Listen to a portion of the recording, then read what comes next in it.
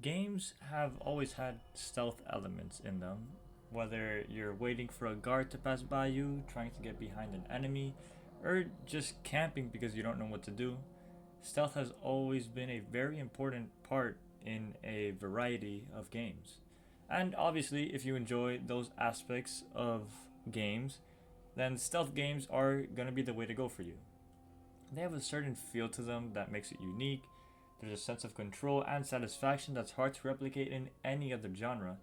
And if we're talking modern stealth, I feel like Dishonored is always going to be at the top of that conversation. Released in 2012, Dishonored changed the landscape for stealth gameplay. Its gritty city of Dunwall, morally ambiguous choices, and supernatural powers combine to create something unique and immersive. But there's always going to be a question. Does Dishonored actually deserve the title of Best Stealth Game? Or does that belong to another game? There are many aspects that show how Dishonored might just be the pinnacle of stealth gaming, or why it's not, depending on how you see it.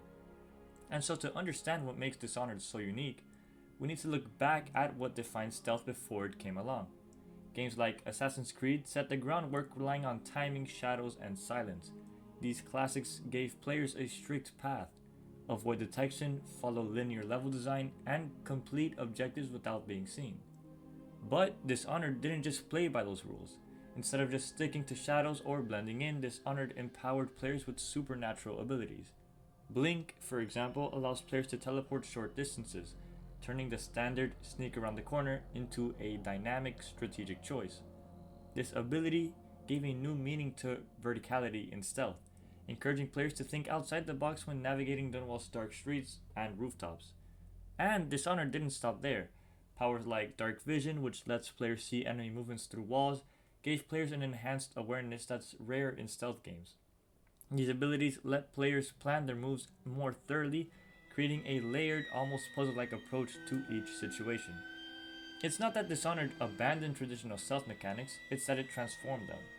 In many stealth games, getting detected often feels like a failure. In Dishonored, it's just another path. Whether you react by fighting your way out, escaping with a blink, or finding a new hiding spot, Dishonored encourages adaptability, allowing players to forge their own solutions and feel rewarded for it. One of the pillars of Dishonored's design is choice. Now, that may sound like a buzzword, but for Dishonored, choice is, well, it's basically everything. Unlike most stealth games that encourages a single specific playstyle, Dishonored was built around player agency.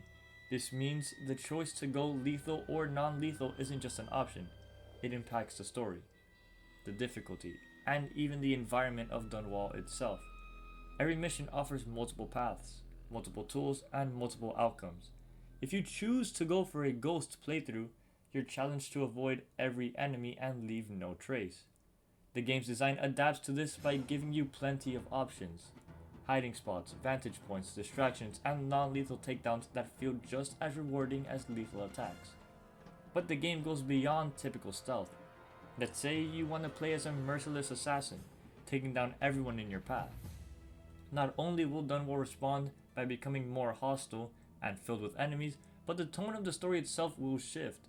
You'll see the city spiral into chaos as plague and rats spread further, mirroring the darkness you bring with every decision. This system, known as chaos, isn't just a gimmick. It adds a weight to every decision. There's a personal responsibility tied to your playstyle. Go non-lethal and Dunwall clings to a sliver of hope. Go lethal and the city becomes more corrupt, more dangerous. Basically Gotham. Dishonored takes stealth from being a gameplay mechanic to being a moral choice. Every step, every swing of your blade, or use of a sleep dart defines what kind of character you're building in this morally complex world. Another standout feature of Dishonored is its power system.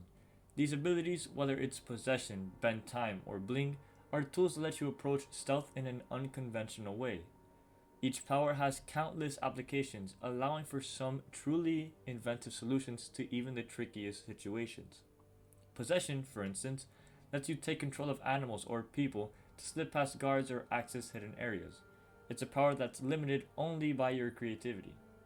Bend time is a game changer for those impossible moments. allowing you to freeze time, reposition yourself, and even dodge bullets or escape from danger. In many stealth games, you're forced into a binary. Either you succeed at sneaking or you fail and end up in a firefight. Dishonored breaks that pattern by giving you these dynamic powers. Blink takes you to a new hiding spot, bend time can let you rethink a mistake, and possession lets you slip without a trace.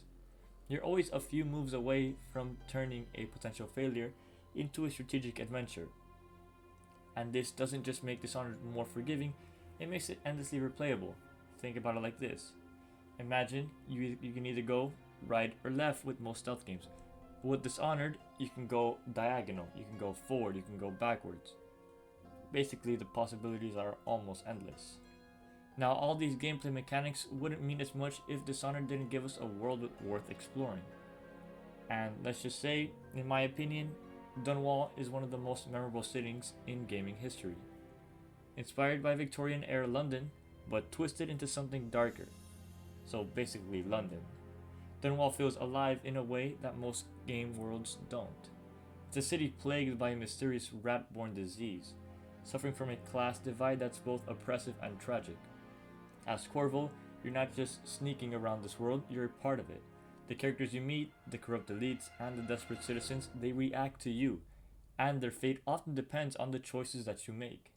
The environment, too, adapts to your actions. A high chaos approach will lead to more rats, more guards, and a sense of decay that permeates every corner.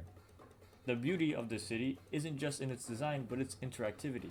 Listen closely and you'll hear stories, fears, and whispers that add just a bit of depth to the world and make it that much more enjoyable. Explore hidden rooms, read letters, and you'll uncover the secrets that reveal the city's complex history. Dunwall feels like a real place, with its own soul and its own struggles, and as you move through it, you can't help but feel that every decision you make leaves a mark, even if you don't think it does. So, how does Dishonored stack up against other giants in the stealth genre? Each of these games has its own unique strength. Like, let's say, the Batman Arkham series has a bunch of gadgets that help you escape to rooftops. It has detective mode that lets you see through walls. You can crouch to let enemies pass by. You can go into crates to let enemies pass over you. Really, it's endless. Arkham does such a good job at stealth, but I wouldn't really call Arkham a stealth game. And Hitman brought meticulous planning and disguise mechanics to the forefront. Dishonored, however, is less about rules and more about freedom.